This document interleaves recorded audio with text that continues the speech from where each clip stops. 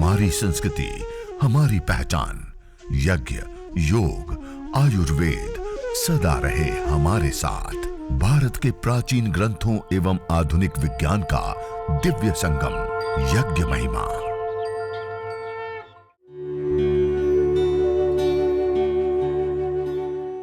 भारतीय संस्कृति में यज्ञ, योग एवं आयुर्वेद जैसी अमूल्य विद्याएं हैं, जिसका मूल है वेद। इतिहास की ओर दृष्टि डालें तो भगवान राम, भगवान कृष्ण से लेकर राजा महाराजाओं, ग्रामवासियों व अरण्यवासी ऋषियों की कुटियों तक नित्य व नैमित्तिक यज्ञों का प्रचलन देखने को मिलता है। गाय का घी ले ले, खाली गाय के घी को अंगारों के ऊपर डाल करके यज्ञ करके और उसके बाद अंगारों के ऊपर डाल के उसकी धुनी करे, तब भी ये बहुत बड़ी मात्रा में उसके अंदर माइक्रोबायोलॉजिकल प्रदूषण को दूर करने की शक्ति सामर्थ्य होती है। खाली घी में, खाली सरसों में, खाली काले तिल में भी ये सामर्थ्य होती है। तो उसका प्रयोग आज वर्तमान में आप जरूर अपनी हवन सामग्री में बहु मात्रा में मिलाएं और बाद में अंगारों के ऊपर वही द्रव्य डाल करके उसकी धुनी करके सारा सैनिटाइज करें, वायु को भी, घर को भी, वस्तुओं को भी, और उससे जिनको कोरोना हो गया उनको भी धुनी देने पर वो विशेष लाभ होता है। और आपको जानते हुए आश्चर्य होगा, आज हरिद्वार में कोविड सेंटर पतंजलि योगपीठ के जो चल रहे हैं, वहां पर हम दिन भर यज्ञ और उस यज्ञ में विशेष रूप से सरसों का प्रयोग, विषग्न धूप का प्रयोग और उसके साथ साथ मिश्री आदि कुछ विशेष, मुख्य रूप से प्रधान रूप से गाय का घी और सरसों, उसको अंगारों के ऊपर डाल करके उस जहां पे वो पेशेंट रहते हैं, जो हॉस्पिटल है, उसके अंदर दिन भर उसकी धुनी करते हैं। और उस धुनी से इतना विशेष लाभ हो रहा है लोगों को कि बात ही ना पूछिए। और उसके बाद उसमें थोड़ी सी मिश्री डलवाते हैं, थोड़ा सा गाय का घी डलवाते हैं, थोड़ा सा गुगुल, लेकिन एक बार तेज धुनी सरसों की, अद्भुत रूप से वो बैक्टीरिया, वायरस, फंगस आदि को मारना या दूर करने में अद्भुत भूमिका निभाता है। खाली गाय का घी का धुआं या खाली सरसों का धुआं, और उसके बाद आप थोड़ी मिश्री डाल दीजिए, थोड़ा सी मात्रा में गुगुल डाल दीजिए गाय के घी के साथ, और उसकी धुनी तो सौमनस्यकारी और अलग प्रकार के लाभ देने वाला होता है। तो उसका भी हम प्रयोग करें। जैसे मेरे सामने गुगुल रखा है, गुगुल का प्रयोग हमें यज्ञ में विशेष रूप से करना है। शास्त्रों में कहा, घृत गुलगुलो होमे च सर्वोत्पातादि मर्दनम। घृत और गुगुल का हवन करने पर सभी प्रकार के उत्पात शांत होते हैं। और कहा, न तम यक्ष्मा अरुंधते नैनम सप्तो अश्नुते यम भेषजस्य गुलगुलो सुरभिर्गंतो अश्नुते। जिसको गुगुल विशेष की सुरभि सुगंधि प्राप्त होती है, उसको कैसे किसी भी प्रकार का कोई रोग, दोष, ताप, संताप, किसी भी प्रकार की कोई समस्या हो सकती है। इसलिए यह गुगुल एक पेड़ विशेष का निर्यास गोंद होता है, उसका प्रयोग आप अवश्य विशेष रूप से जरूर करें। यह गुगुल एक बहुत ही विशेष औषधीय द्रव्य है। इस औषधीय द्रव्य का प्रयोग हमें बहुत ही अच्छे से करना है। तो ये कुछ यज्ञ की पूर्व की तैयारी, मैंने सामग्री के बारे में थोड़ा विस्तार से बताया। और एक चीज और बाकी रह गई, वह है समिधा। समिधा के लिए हम पीपल है, बरगद है, गुलर है, पलास है, पाकड़ है, समी है, अपामार्ग है, मदार है, ये कई सारे ऐसे कुछ चुनिंदा नाम हैं जिनकी हम लकड़ियों को यज्ञ के लिए प्रयोग करते हैं। और जो यज्ञ के लिए लकड़ी प्रयोग होती है उसको कहते हैं समिधा। सम्यक ईंधन, अच्छा ईंधन, श्रेष्ठ ईंधन जिसको हम कहते हैं, वो होती है समिधा। और उन समिधाओं का प्रयोग करने पर, उस समिधा के अंदर भी हम देखें तो ये जो विशेष पेड़ की, उसके अंदर कार्बन की मात्रा कम से कम होती है और ऑक्सीजन की मात्रा अधिक मात्रा में होती है।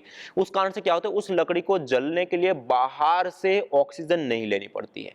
कम से कम ऑक्सीजन की उपस्थिति में वो अपना दहन कर पाती हैं और बाहर से ऑक्सीजन की खपत नहीं करती। और कार्बन डाइऑक्साइड जो बनती है वो भी बहुत न्यून, क्योंकि उसके अंदर कार्बन कम से कम मात्रा में, जैसे कम से कम मात्रा में कार्बन बनती है। और इससे अतिरिक्त आप आम की लकड़ी का भी साथ में प्रयोग कर सकते हैं। और गाय के गोबर की लकड़ी या उपले या कंडे जिसको हम कहते हैं, गोसे जिसको कहते हैं, गाय के गोबर के गोसे, उपले, कंडे, वो ये हमने, आप देख रहे गोमय समिधा, यह पतंजलि से बनी हुई यह गोमय समिधा भी आपके सामने उपलब्ध है।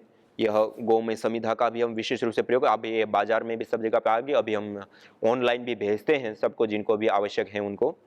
और इसके अंदर इस प्रकार की 1 फीट लंबी, 1 इंच बाई 1 इंच चौड़ी और इस प्रकार की यह गोमय समिधाएं इसके अंदर, ये आप देख रहे हैं मेरे सामने प्लेट में रखी हुई, ये इस प्रकार की समिधाएं हमारे पास ये उपलब्ध है। इसमें कुछ जड़ी बूटियों का चूर्ण करके गाय के गोबर में मिला करके और प्रेशर के माध्यम से इस प्रकार के आकार देकर सुखा दिया जाता है, तो एक गोमय संहिता बन गई।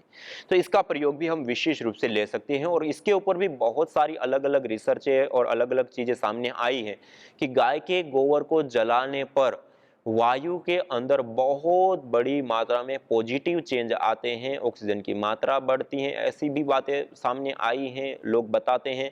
और इस गाय के गोबर का कंडों का प्रयोग जो प्राचीन याग हुआ करते थे उसमें भी विशेष रूप से किया जाता था। और विशेष रूप से जो आयुर्वेद के अंदर भी कुछ विशेष प्रकार की जो औषधियां बनाई जाती हैं, वो औषधियां भी इसी गाय के गोबर के उपलों के आग से ही बनाई जाती है, तभी उसमें वो गुण विशेष प्रकार के आते हैं, औषधीय गुण। और इतना ही नहीं, इसके अतिरिक्त इस गाय के गोबर के धुएं का भी आयुर्वेद में बहुत सारे रोगों को शांत करने के लिए और सैनिटाइजर करने के लिए, क्योंकि आयुर्वेद के अंदर जो दवाइयां बनाई जाती है जिन बर्तनों के अंदर, उन बर्तनों को साफ करने के बाद भी उसमें स्माइल रह जाती है कई सारी औषधियों की, तो उसको दूर करने के लिए भी गाय के गोसों का धुआं करके उसके ऊपर उल्टा उस पात्र को ढक देते हैं और वो धुआं उसमें भर जाता है। 10-15 मिनट 1-2 घंटा ऐसे कुछ रखते हैं, उसके बाद ले लेते हैं, तो वो सैनिटाइज होता है, उसके अंदर बैक्टीरिया आदि जो भी होता है वो भी दूर हो जाता है और उसका भी उसमें लगता है। इस प्रकार से बहुत सारा प्रयोग अलग अलग। और एक कानपुर यूनिवर्सिटी के कुछ कृषि वैज्ञानिकों ने भी इसके ऊपर परीक्षण करके देखा कि सामान्य लकड़ी की अपेक्षा 2.5 गुना ज्यादा एफिशिएंसी इसकी होती है। और इतना ही नहीं, इसके जलने पर टॉक्सिक गैसें नहीं बनती हैं। तीसरा, हम जब हवन करते हैं और दूसरी लकड़ी रखते हैं तो थोड़ी जलने के बाद टूट जाती है, और ये आपने पहली बार जैसे लगाई यज्ञ हो जाने के पश्चात भी आपको वैसी की वैसी मिलेगी। और दूसरी लकड़ी हम लगाते हैं, उसमें ज्यादा हमने एक जगह पे गाय के घी की आहुति दे दी तो वो गर्म होता है तो सीधा नीचे उतर जाता है राख में, जबकि इसके ऊपर आप कितनी भी मात्रा में घी डालते हो तो ये अवशोषित कर लेता है तुरंत और फिर उसको जलाता रहता है, जलता रहता है। तो इस प्रकार से कई सारे लाभ हैं। और इसकी जो भस्म होती है वो बहुत विशेष होती है। गाय के गोबर के उपलों से हवन करने के बाद जो यज्ञ शेष भस्म बचती हैं, उसके अंदर कैल्शियम, आयरन, पोटेशियम से लेकर के जो भी हमें खनिज तत्वों की आवश्यकता है वो भरपूर मात्रा में उसमें होते हैं। इतना ही नहीं, उसके अंदर अल्कलाइनिटी भी बहुत बड़ी मात्रा में होती है। आज बहुत बड़ी मात्रा में रिसर्च हो रही है, बहुत बड़ी मात्रा में उनको अवार्ड से नवाजा जा रहा है कि जिन्होंने खोज की कि अल्कलाइन बॉडी हो जाती है तो उसमें रोग नहीं होता। उतना खोज करके सिद्ध करने पर उनको नवाजा जा रहे हैं, अवार्ड दिए जा रहे हैं। और आज 3.5 लाख रुपए तक की मशीनें बिकती हैं खाली अल्कलाइन वाटर बनाने के लिए। और आपको जानकर के आश्चर्य होगा, इस गाय के गोबर के कंडों का प्रयोग कर यज्ञ कर उसकी शेष भस्म को 1 लीटर पानी में आप 8 से 10 ग्राम डाल दीजिए, हिला दीजिए और उसके बाद उसको टेस्ट कर लीजिए, वो पानी हो जाता है अल्कलाइन। जो 3.5 लाख रुपए की मशीन करके देती है वो आपको ये यज्ञ की भस्म करके दे देती है। और हमारे शरीर के अंदर 70% से अधिक पानी होता है और उस पानी का हम यदि प्रयोग करते हैं, अल्कलाइन पानी का प्रयोग करते हैं, तो उससे हमारी बॉडी के अंदर, हमारे शरीर के अंदर जो एसिडिक बॉडी है वो अल्कलाइन बॉडी हो जाती है और उसके कारण कोई रोग होता नहीं और हो भी गया तो ठीक हो जाता है। तो इस प्रकार भस्म का प्रयोग कई सारे खनिजों को देने वाला भी होता है और इसके साथ साथ अल्कलाइन पानी भी, और इसके साथ साथ ब्लड ऑक्सीजन को भी बढ़ाने वाला होता है। और भी कई सारे उसके लाभ हैं। जिनको टॉन्सिल आदि की समस्या, गला बैठ जाता है, ऐसी समस्या तो गले के ऊपर लगा लेते तो उसको विशेष रूप से लाभ होता है। जिसको घेंघा आदि होता है उसमें लगाने पर भी लाभ होता है। चर्म रोगों में लगाने पर भी इसमें लाभ होता है। वो तो हम आगे देखेंगे, यज्ञ भस्म के जब लाभों को देखेंगे तो बहुत सारी चीजें सामने आएंगी। तो ये समिधा के बारे में कुछ बताया। अब आइए, अब एक तीसरी चीज, मैंने कहा था 3 महत्वपूर्ण 3 चीजों की हमें आवश्यकता है। एक होती है सामग्री, एक होती है समिधा और तीसरा होता है मंत्र यज्ञ विधि। तो ये हमारे पास एक कुछ पुस्तकें रखी हुई है, यज्ञ योग आयुर्वेद चिकित्सा पुस्तक है, वैदिक नित्य कर्म विधि पुस्तक है, या इस प्रकार से कोई भी आप नजदीक के आर्य समाज में जाकर के या कोई भी पतंजलि स्टोर के ऊपर जाएंगे तो वैदिक नित्य कर्म विधि आदि कुछ ऐसी पुस्तकें हैं जिसके अंदर विशेष रूप से इस यज्ञ के मंत्रों की विधि दी गई है। उस विधि पूर्वक हम यज्ञ करें। यज्ञ की एक विधि होती है, बिना मंत्र का यज्ञ नहीं होता है। बिना विधि के यज्ञ तामस यज्ञ होता है, उस यज्ञ का कोई विशेष फल नहीं होता है। इसलिए विधि पूर्वक करना है, पवित्रता पूर्वक करना है, शुद्धिकरण पूर्वक करना है, पूरा सही तरीके से हमें यज्ञ को करना है। और इस यज्ञ योग आयुर्वेद चिकित्सा पुस्तक में भी बहुत सारी चीजें हैं जो आपको आगे बताएंगे। और ये विधि के लिए मैंने आपके सामने थोड़ा सजेस्ट किया कि आप कोई भी इस प्रकार के एक वो रख सकते हैं, या फिर इस प्रकार के आज कल बहुत बड़ी मात्रा में पंपलेट भी बन चुके हैं। तो ऐसे कोई पंपलेट आदि को भी आप रख सकते हैं जिसमें आप मंत्रों को देख करके, पढ़ करके आप विशेष रूप से प्रयोग कर सकते हैं, जिसमें देव यज्ञ दैनिक अग्निहोत्र जिसको कहते हैं, उसके मंत्र विशेष रूप से आप देख पा रहे हैं। इसमें अंदर इस प्रकार से ये पंपलेट बना देते हैं और इसके अंदर एक कलरफुल भी होता है और लेमिनेट कर देते हैं। तो आप हर रोज हवन करने में इसका विशेष रूप से आप प्रयोग ले सकते हैं, कर सकते हैं। तो इस प्रकार से ये कुछ ऐसा पंपलेट आदि रख लिया। तो ये यज्ञ की विधि वैसे तो सरलतम होती है, आराम से आप इस यज्ञ को कर सकते हैं, हवन को कर सकते हैं और इसका आप प्रयोग ले सकते हैं। और अभी वर्तमान में बहुत सारे लोगों का प्रश्न होता है कि हमें विधि नहीं आती, वो नहीं होता है, तो हमें मंत्र का उच्चारण नहीं आता है, संस्कृत नहीं पढ़े हैं, तो हम क्या करें। तब भी आप विधि पूर्वक ही यज्ञ करें तो आपको विशेष लाभ होगा। और उसके लिए सरलतम आज टेक्नोलॉजी का हम खूब प्रयोग करें। स्वामी यज्ञदेव यूट्यूब चैनल के ऊपर भी विशेष रूप से ये बातें, ये चीजें वहां पे हमने रखी हुई हैं और वहां पे यज्ञ की विधि की भी पूरी की पूरी हमने वीडियो व्यवस्थित ढंग से बना करके डाली है। आप वीडियो को चला दीजिए और सामने बैठ जाइए और जैसे जैसे वहां निर्देश करते जाते वैसे करते जाइए, और जैसे मंत्र का उच्चारण करते वैसे मंत्र का उच्चारण करने का प्रयास कीजिए। साथ में कोई पुस्तक या कुछ रखिए, उसके साथ में मंत्र को देखते जाइए। सप्ताह 10 दिन आप करेंगे, आपको स्वयं को पूरी विधि आ जाएगी, स्वयं यज्ञ करने लग जाएंगे। और नहीं भी आता है तब भी आप पहली बार में हमने देखा जिन्होंने कभी भी जीवन में एक बार भी यज्ञ नहीं किया है, वो लोगों ने भी यह देव यज्ञ दैनिक अग्निहोत्र उस वीडियो को सामने रखते हुए पूरी विधि पूर्वक सही तरीके से कराया। तो वो आप सहयोग ले सकते हैं। तो अब आइए हम यज्ञ की ओर आगे बढ़ते हैं, हवन की ओर आगे बढ़ते हैं, अग्निहोत्र की ओर आगे बढ़ते हैं। तो आपने पूर्व की कुछ तैयारी और इससे अतिरिक्त हमें सामान्य रूप से कोई एक माचिस और थोड़ी सी मात्रा में कपूर जरूर अपने पास रख ले, जिससे हम अग्न्याधान और रुई, इतनी चीजें की हमें आवश्यकता है। तो सबसे पहले हमें पूर्व तैयारी यज्ञ की। तो हवन कुंड के तल में हम छोटी छोटी समिधाएं लगाते हैं। इस प्रकार से आप जो भी लकड़ी प्रयोग करते हैं उसको छोटा छोटा तोड़ करके मेरे साथ तैयारी करें, ऐसे डाल दीजिए। मैं एक गाय के गोबर की लकड़ी का प्रयोग कर रहा हूं, तो उसके छोटे छोटे टुकड़े करके कुंड के तल में दे रहा हूं। आप जिस किसी भी लकड़ी का प्रयोग करते हैं तो उसकी छोटी छोटी ऐसे टुकड़े करके वेदी के तल में नीचे की साइड में आप इस प्रकार से रख देवे। ऐसे छोटे छोटे टुकड़े कर दीजिए पूरे। और ये हो गया नीचे अग्न्याधान जो हम करेंगे, तो अच्छे से अग्नि प्रदीप्त करने के लिए ये पूरी एक पद्धति होती है, एक प्रक्रिया होती है। उसको यदि हम सही तरीके से करते हैं तो अच्छे से अग्नि प्रदीप्त होती है और अच्छे से अग्न्याधान आदि होता है। तो इस प्रकार से ये छोटी छोटी समिधा लगे। इसके बाद हम वेदी के हिसाब से छोटे मोटे ऐसे टुकड़े काट ले। आपके पास जो भी समिधा है उस समिधा से इस प्रकार से टुकड़ों को काट लेवे। ये इस प्रकार से दो समिधाओं को खड़ा रख दिया। सबसे पहले हमने नीचे छोटे छोटे टुकड़े डाले, उसके बाद हमने दो खड़ी समिधाएं रख दी। अब इसके बीच में थोड़ा सा आप रुई लीजिए, थोड़ी सी रुई लीजिए और उस रुई को इस प्रकार से फैला दीजिए। और उस रुई को आप वेदी के मध्य में जो छोटी छोटी समिधाएं लगाई उसके ऊपर ऐसे लगा दीजिए। ये दो समिधाएं जो हमने खड़ी रखी हैं उसके बीच में रुई लगा दी। अब उस रुई के ऊपर थोड़ी सी मात्रा में गाय का घी को आप सिंचित कर दीजिए। ऐसे गाय के घी से उसको गीला करें। जो छोटी छोटी समिधाएं नीचे डाली उसके ऊपर भी हल्का सा घी डाल दीजिए। रुई जो हमने रखी उसको भी हल्का सा गीला कर दीजिए। उसके साथ साथ जो हमने दो समिधाएं रखी उसके ऊपर भी हल्का हल्का ऐसे घी डाल दीजिए। जब आप पहली बार यज्ञ करते हैं तो ये जरूर करें। बाकी आप जब हर रोज यज्ञ करने लग जाएंगे तो आपको इन सारी चीजों की इतनी सारा तैयारी करने की जरूरत नहीं पड़ेगी।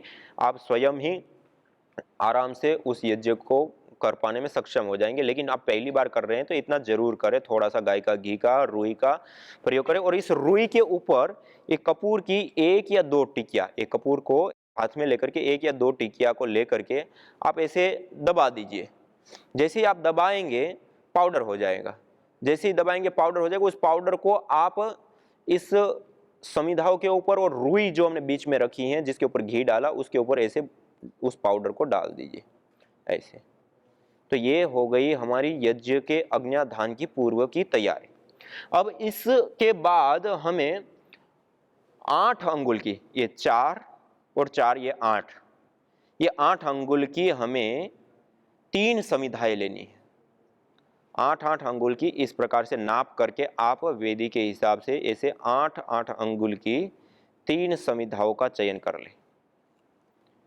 ये आप देख पा रहे हैं 8-8 अंगुल की समिधाएं। इस प्रकार से आप जो भी लकड़ी, आम है, पीपल है, बरगद है, गुलर है, पलास है, पाकड़ है, जो भी आप समिधा का प्रयोग करते हैं वो 8-8 अंगुल की इस प्रकार से उन समिधाओं को काट करके रख लेवे। ये जो 3 संविधाएं हमने ली, उन संविधाओं को थोड़ा सा इस प्रकार से हल्का सा गाय के घी से सिंचित कर ले, ऐसे कर लीजिए। ये जब हम समिधा दान करेंगे उस समय हम गाय के घी से गीली की हुई समिधा का ही आदान करते हैं। तो इस प्रकार से ये समिधाओं को गीला करके रख लेवे। ऐसे सभी लोग समिधाओं को सिंचित कर ले, जो मेरे साथ यज्ञ कर रहे हैं, हवन कर रहे हैं, अग्निहोत्र कर रहे हैं। जैसे जैसे मैं करता जा रहा हूँ, आप भी इसी प्रकार से यज्ञ की पूर्व तैयारी करते जाएं और ये 3 संविधाओं को हम विशेष रूप से गाय के घी से इस प्रकार से सिंचित कर देते हैं।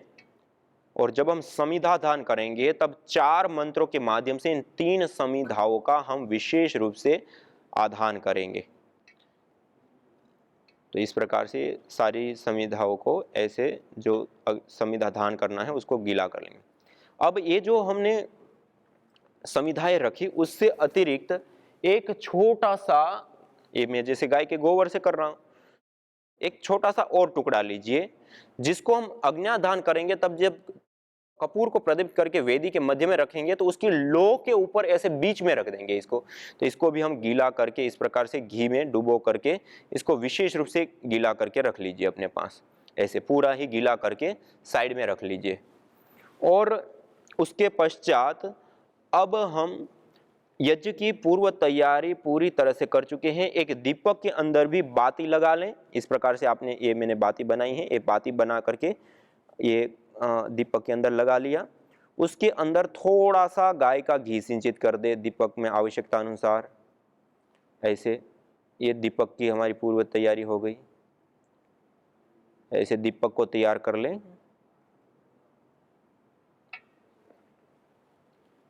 और अब हम यज्ञ हवन करने के लिए पूरी तरह से तैयार हो चुके, पूर्व की तैयारी हमारी हो चुकी है। अब सभी लोग सीधा बैठते हुए, जब हम हवन करते हैं, अग्निहोत्र करते हैं, यज्ञ करते हैं, तो पहले हम मंगलाचरण करते हैं। तो अब हम मंगलाचरण पूर्वक यज्ञ को, हवन को, अग्निहोत्र को प्रारंभ करेंगे। तो सभी लोग सीधा बैठते हुए परमपिता परमात्मा का निज नाम पावन ओंकार का उद्घोष करते हुए मंगलाचरण करेंगे। 3 बार पावन ओंकार का उद्घोष करेंगे। अब हम यज्ञ हवन अग्निहोत्र प्रारंभ करते हैं। इससे यहां तक ये सारी पूर्व की तैयारी थी। अब सर्वप्रथम मंगलाचरण।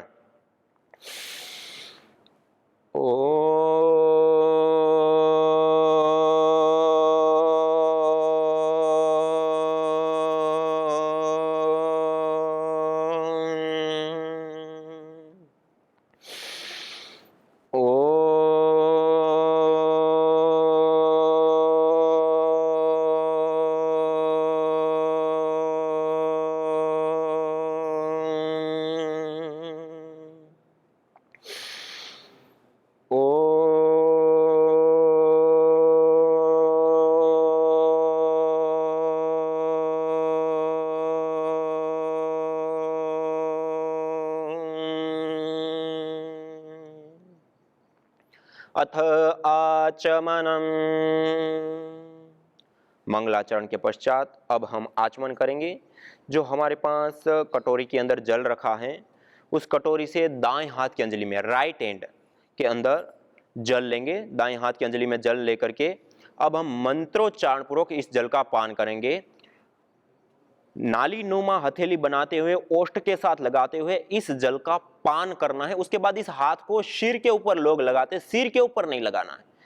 इसको मुंह तक ले गए, जल को पिया और फिर वापस ले आएंगे। इस प्रकार से 3 मंत्रों के माध्यम से 3 बार हम आचमन करेंगे। ओम अमृत पस्तरणमसे स्वाहा। बिना आवाज करते हुए, बिना चुस्की लेते हुए इस जल को पीते हैं। दूसरी बार जल लेंगे दाएं हाथ की अंजलि में, राइट हैंड में। ओम अमृता पिधानमसे स्वाहा। अब तीसरी बार जल लेंगे। ओम सत्यम यशः श्रीर्मय श्री श्रयताम स्वाहा। 3 बार जल का पान करने के बाद अब हम हस्त प्रक्षालन करेंगे। थोड़ा सा हथेली में जल लेकर के जो आपके पास छोटी सी प्लेट है उस प्लेट के अंदर अवशिष्ट जल को इस प्रकार से डाल दें, हस्त प्रक्षालन कर लेंगे और फिर उसको साइड में कर दीजिए। अब हम बाएं हाथ की अंजलि में, पहले हमने दाएं हाथ राइट हैंड में जल लिया था, अब लेफ्ट हैंड बाएं हाथ के अंदर जल लेंगे और दाएं हाथ की राइट हैंड की मध्यमा और अनामिका 2 उंगलियों को जल में स्पर्श करते हुए हम एक एक अंग का स्पर्श करते हुए उस अंग की पवित्रता, शुद्धिकरण की प्रक्रिया को संपन्न करते हुए प्रभु से प्रार्थना करते हुए, हे प्रभु, हे ईश्वर, हे जगदीश्वर, हमारी आंखों में देखने की शक्ति, कानों में सुनने की शक्ति, नासिका में सूंघने की शक्ति आदि हमारी इंद्रियों की शक्ति जब तक हम जिए तब तक हमारा साथ दे और यह इंद्रिया जिन विषयों को ग्रहण करती है वो हमारे लिए भद्र, कल्याणकारी और शुभ हो। इस प्रकार की भावना के साथ युक्त होकर के ओम वांग्मा आस्यस्तु, ओम नसोर्मे प्राणस्तु, ओम अक्ष्णोर्मे चक्षुरस्तु, ओम कर्णयोर्मे श्रोत्रमस्तु, ओम बाह्वोर्मे बलमस्तु, ओम ऊर्वोर्म ओजोऽस्तु, ओम अरिष्टानि मिंगानि तनुस्तन्वा में सह सन्तु। शरीर के सभी अवयवों के ऊपर, अंगों के ऊपर जल का हम छिड़काव कर देते। यह आचमन और अंग स्पर्श की जो प्रक्रिया है, जो शुद्धिकरण की, पवित्रीकरण की जो प्रक्रिया है, वह प्रक्रिया हमने संपन्न की। यह आचमन और पवित्रीकरण की प्रक्रिया के पश्चात अब हम सीधे बैठते हुए, हाथ जोड़ते हुए ईश्वर स्तुति, प्रार्थना, उपासना के 8 मंत्रों का श्रद्धा भाव के साथ हम उच्चारण करेंगे। सभी लोग सीधे बैठते हुए, कोमलता पूर्वक आंखों को बंद करते हुए ईश्वर स्तुति, प्रार्थना, उपासना के इन 8 मंत्रों का अर्थ भावना पूर्वक, श्रद्धा पूर्वक जाप करेंगे मेरे साथ साथ। अथ ईश्वर स्तुति प्रार्थनोपासना। ओम विश्वानि देव सवितर्दुरितानि परासुवा, यद्भद्रं तन्न आसुवा। ओम हिरण्यगर्भः समवर्तताग्रे, भूतस्य जातः पतिरेक आसीत्, सदाधार पृथिवीं द्यामुते मां कस्मै देवाय हविषा विधेम। यज्ञ उसको कहते हैं जिसमें विद्वानों का सत्कार हो, जिसमें कोई हिंसा ना हो, जिसमें विद्या आदि शुभ गुणों का दान हो, जिसमें अग्निहोत्र आदि से वायु, वृष्टि जल एवं औषधि आदि की पवित्रता करके सब जीवों को सुख पहुंचता है। यज्ञ उसको कहते हैं अग्निहोत्र से लेके अश्वमेघ पर्यंत वह जो शिल्प व्यवहार और पदार्थ विज्ञान है, जो कि जगत के उपकार के लिए किया जाता है, उसको यज्ञ कहते हैं। यज्ञ भारतीय संस्कृति का मूल है। तो आइए हम संकल्प लें, संसार के श्रेष्ठतम कर्म यज्ञ को अपनाएं। पिंड और ब्रह्मांड में संतुलन कायम करने वाले यज्ञ को अपने जीवन का अभिन्न अंग बनाएं एवं प्रकृति मां के प्रति अपने ऋणों को अदा करें। विश्व स्वास्थ्य का एक नारा, यज्ञ से होगा जग उजियारा। भारतीय संस्कृति की अमूल्य विरासत यज्ञ की महिमा को जानने हेतु वैदिक चैनल पर प्रतिदिन प्रातः एवं सायं 11:30 बजे यज्ञ महिमा कार्यक्रम से जुड़ें। विशेष जानकारी हेतु संपर्क करें। मोबाइल 9068565306।